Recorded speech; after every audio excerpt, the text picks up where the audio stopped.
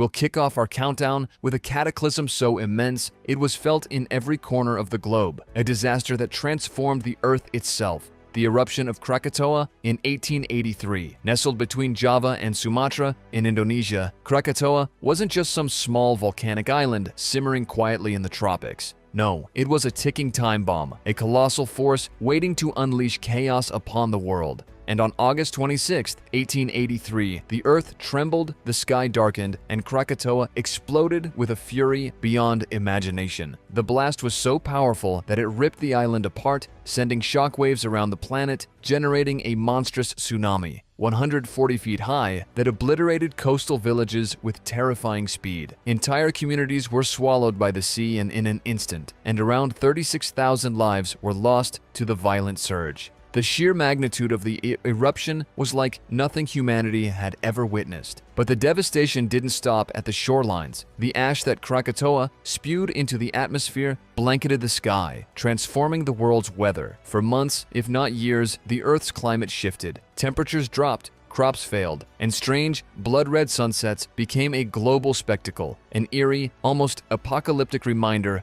of the disaster's reach. People across continents stared at the sky, mesmerized by the fiery hues, not realizing they were witnessing the fallout of a catastrophe that had vaporized an island halfway around the world. The sound of the eruption echoed thousands of miles away, audible as far as Australia and the island of Rodriguez near Africa. The island itself was obliterated, reduced to nothing but a memory, a ghost of its former self. Krakatoa had become the ultimate symbol of nature's raw, unforgiving power, a force so overwhelming it made humanity's greatest achievements look trivial in comparison. And yet, as the ash settled and the oceans calmed, the world was left with a question that lingered in the smoky air. How small are we in the face of such untamable forces? If you think Krakatoa was bad, brace yourself, because we're about to plunge into the devastation of Japan in 1923, where Tokyo was about to become the setting for an unimaginable earthquake nightmare. On September 1st, 1923, just before the clock struck noon, a monstrous force that had been quietly lurking beneath Japan's soil was unleashed with violent fury.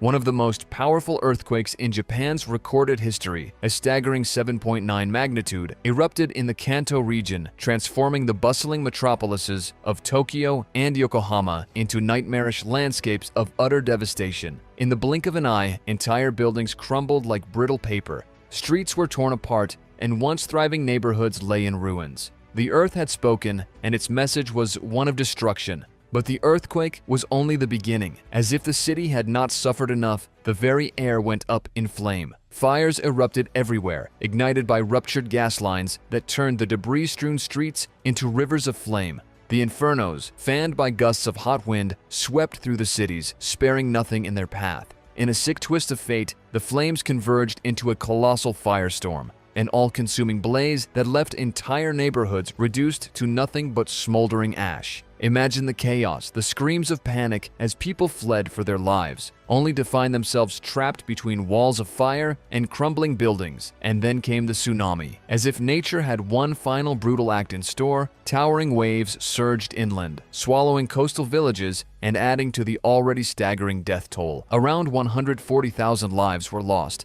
with thousands more left injured or missing. Some perished in the quake, others in the firestorm, and many were lost to the unforgiving sea. It was a catastrophe on a scale so unimaginable that it left an entire nation reeling. The human toll was staggering, but the earthquake's impact extended far beyond the immediate loss of life. Millions were left homeless, wandering through streets that no longer existed, searching for loved ones amidst the ruins. Japan's economy, already fragile, was shattered, its infrastructure crippled under the weight of such unimaginable destruction. Yet, amid the ashes of this catastrophe, a new resolve took hold. This disaster was a wake-up call, a brutal reminder that Japan, located on one of the most seismically active regions on Earth, could not afford to be caught off guard again. In the aftermath, the nation quickly set to work, rewriting building codes, strengthening emergency response systems, and heavily investing in earthquake-resistant construction. The Great Kanto earthquake became a turning point for Japan, transforming its approach to disaster preparedness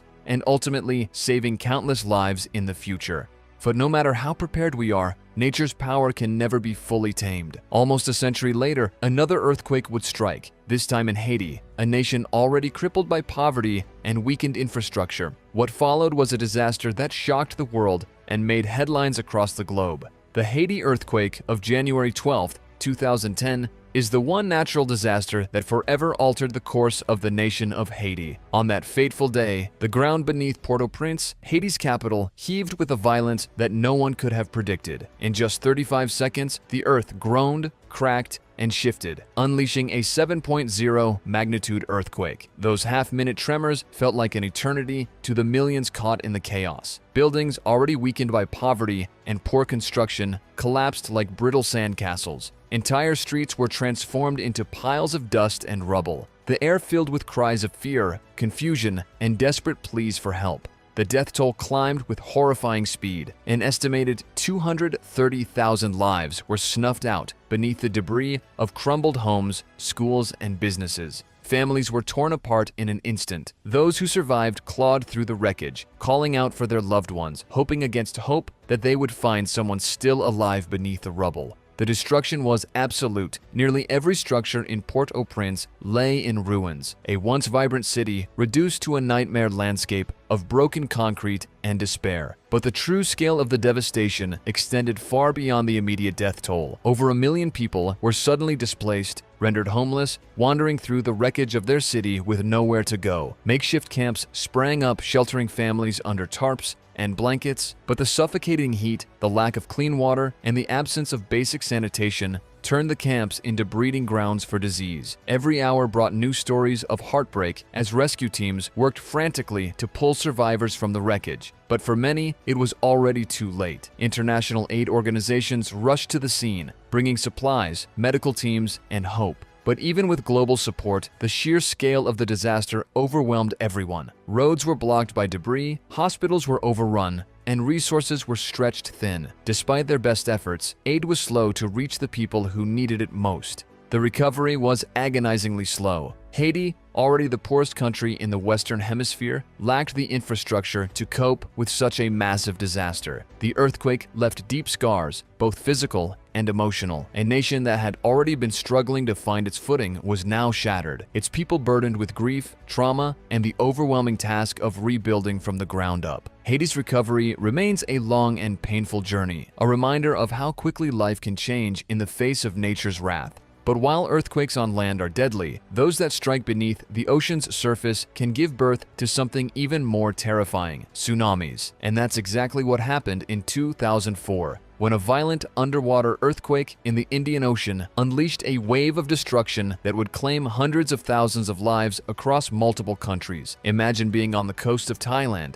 enjoying a sunny day after Christmas, when suddenly a towering wall of water appears, sweeping everything in its path. This nightmare unfolded on December 26, 2004, when a 9.1 magnitude earthquake struck off the coast of Sumatra, generating one of the deadliest tsunamis in history. The quake was one of the largest ever recorded, and the resulting tsunami waves traveled at speeds of up to 500 miles per hour. As the tsunami hit, coastal communities were caught completely off guard, with little to no warning of the impending disaster. Entire towns were swept away, buildings collapsed, and trees were uprooted. The waves were so powerful, they even destroyed entire islands, leaving nothing but rubble in their wake. The cities of Banda Aceh in Indonesia and Phuket in Thailand were among the hardest hit, with waves reaching heights of 30 meters. The human toll was staggering. Around 230,000 people lost their lives, with countless others injured or displaced. The tsunami affected 14 countries, including Thailand,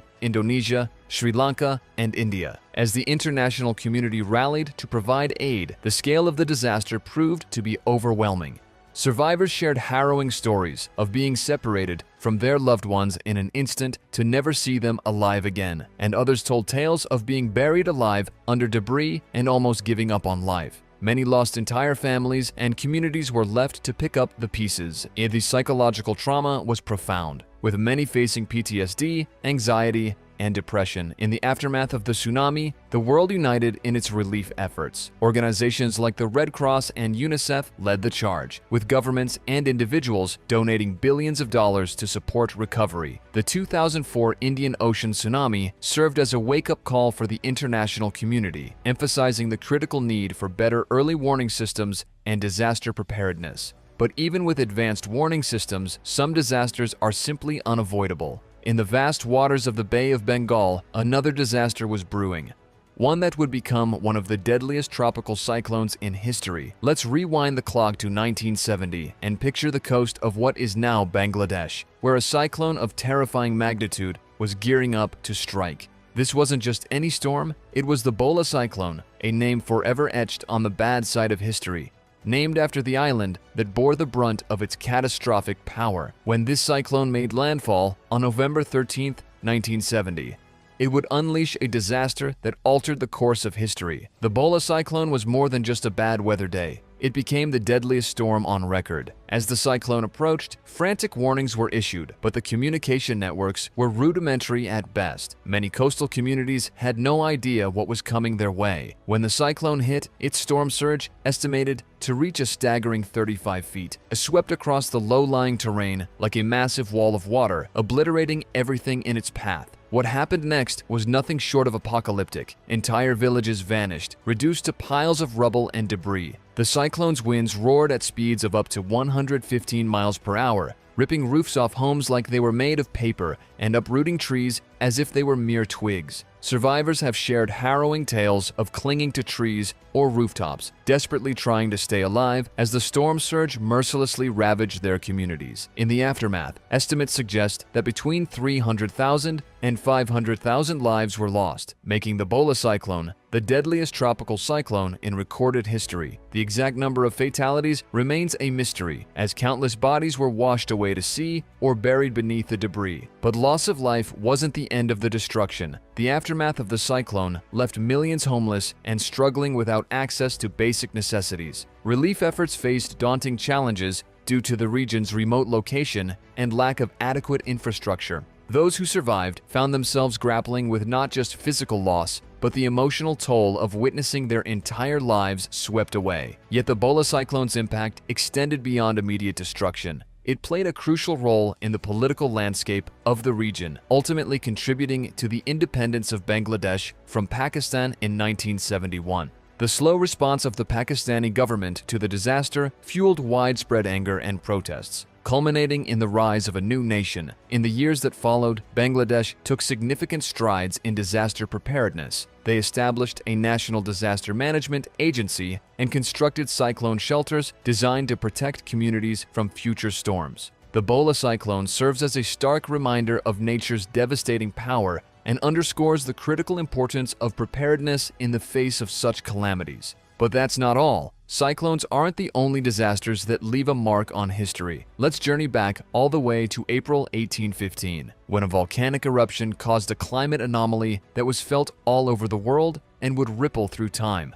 We are talking about Tambora, an unassuming volcano on the Indonesian island of Sumbawa that was about to unleash a fury that would alter the world's climate and claim thousands of lives. The eruption of Mount Tambora on April 10, 1815 wasn't just another geological event. It was the largest volcanic explosion ever recorded, eclipsing even the notorious Krakatoa. The immediate effects of the eruption were catastrophic. Pyroclastic flows surged at speeds of up to 100 miles per hour, annihilating everything within a 20-mile radius. The explosion was so powerful that it could be heard over 1,600 miles away, and the ash cloud climbed to a jaw-dropping height of 25 miles. The local population was decimated, with estimates suggesting around 10,000 lives lost directly due to the eruption. But the repercussions extended far beyond the local devastation. The eruption sent massive amounts of sulfur dioxide and ash into the atmosphere, blocking sunlight and causing global temperatures to plummet by as much as 3 degrees Celsius. The year 1816 would go down in history as the year without a summer, as extreme weather wreaked havoc across North America, Europe, and Asia. Crops failed, livestock perished, and famine spread like wildfire, with around 80,000 people dying from starvation and related diseases. Interestingly, the eruption didn't just impact people's lives. It also inspired creativity in art and literature. The eerie, ash-filled skies became the backdrop for J.M.W. Turner's haunting landscapes, while Mary Shelley penned her famous novel Frankenstein during that cold, dark summer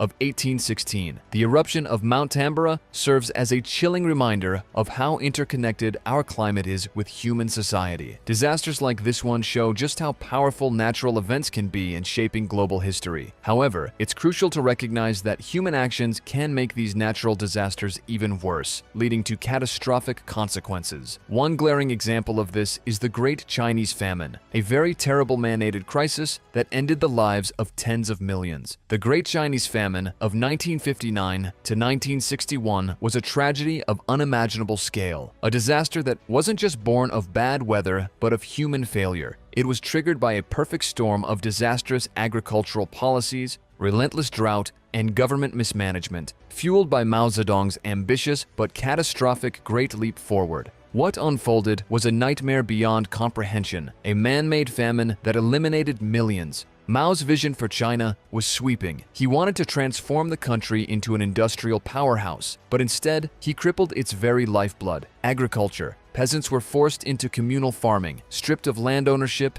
and motivation. Fields were neglected, crops wasted, and production quotas set absurdly high were never met. As food stocks dwindled, panic set in, and then came the Backyard Steel Campaign, a wildly misguided effort that diverted labor away from farming. Peasants were encouraged to leave their fields to smelt steel in homemade furnaces. The result? Useless metal, ruined tools, and fields left untended. Even as food disappeared, people were destroying the very instruments they needed to survive. Nature, as if in cruel alignment with human error, delivered its own blow. In 1959, drought parched key agricultural regions, and by 1960, floods washed away what little was left of the harvest. With crops failing and mismanagement compounding the crisis, China teetered on the edge of collapse. The famine's toll was horrifying. Between 15 and 45 million people died. Entire villages were wiped out. Starvation pushed people to desperate measures. Some resorted to cannibalism. Families were forced to make heart-wrenching decisions about which child to feed in a world where even tree bark and dirt became food substitutes. Cities were not spared.